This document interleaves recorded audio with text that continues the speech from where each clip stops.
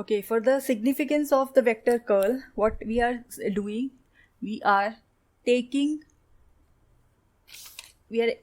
defining this to be in terms of velocity of rotation. For that, what I am doing, I am considering the motion of a rigid body. Now, what is a rigid body? Where the distance between any two points remains the same, right, at every time. So consider the motion of rigid body which is rotating about a fixed axis through origin.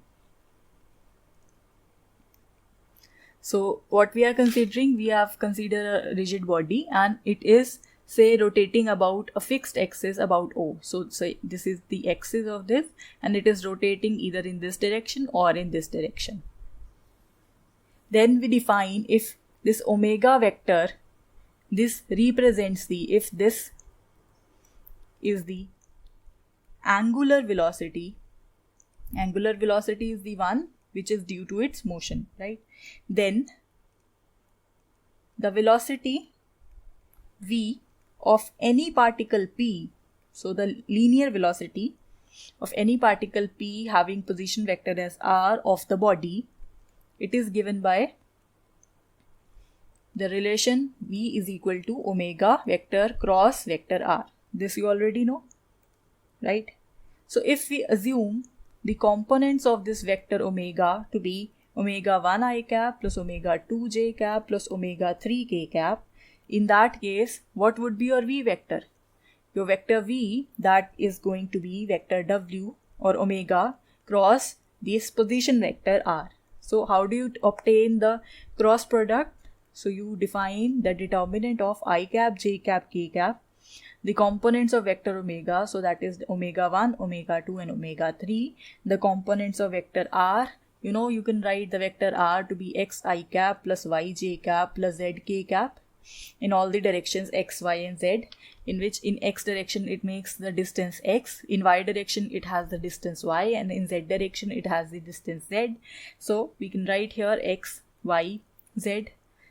So that means when you compute this determinant, this quantity becomes equal to, with I cap, what do you have? You have omega 2z minus this quantity and this quantity minus this quantity and this quantity. So omega 3 and, for I cap it would be this omega 2 into z minus y into omega 2. So this is omega 3 minus omega 3 into y. Yes. Then minus j cap. For j cap we have omega 1 into z minus omega 3 into x. And for k cap we have omega 1 into y minus omega 2 into x. So this is the determinant that we got. So, and moreover, we can also obtain the curl for vector v. What would be curl for vector v? It would be I cap, j cap, k cap. Now this is your vector v. So what would be the curl for this vector? So curl is basically the cross product of vector del with the vector v. So for that we will again compute this cross product. So we have I cap, j cap, k cap, del by del x according to this del by del y, del by del z. And the values for vector v, they are this, this and this. So we have omega 2z minus omega 3y, and here we have multiplying it with minus omega 3x minus omega 1z, and we have omega 1y minus omega 2x. So when you solve this determinant, what do you obtain? You obtain I cap, and then with I cap you have this quantity. So when you take the partial derivative of this with respect to y, it would be omega 1. minus this quantity. So when you take the partial derivative of this with respect to z, what would be this? This would again be minus omega 1, right? And then minus j cap. For j cap, you are to apply this operator onto this, so that would be minus omega 2, and then you have to apply this onto this, so that means you are to take partial derivative of this function with respect to z, that is again omega 2, right? And plus k cap. For k cap, you are to take the partial derivative with respect to x of this function, so that would be equal to omega 3, and you are to take the partial derivative with respect to y of this function, that is also equal to minus of minus omega 3. So what do you have? You have the value 2 omega 1 I cap plus 2 omega 2 j cap plus 2 omega 3 k cap.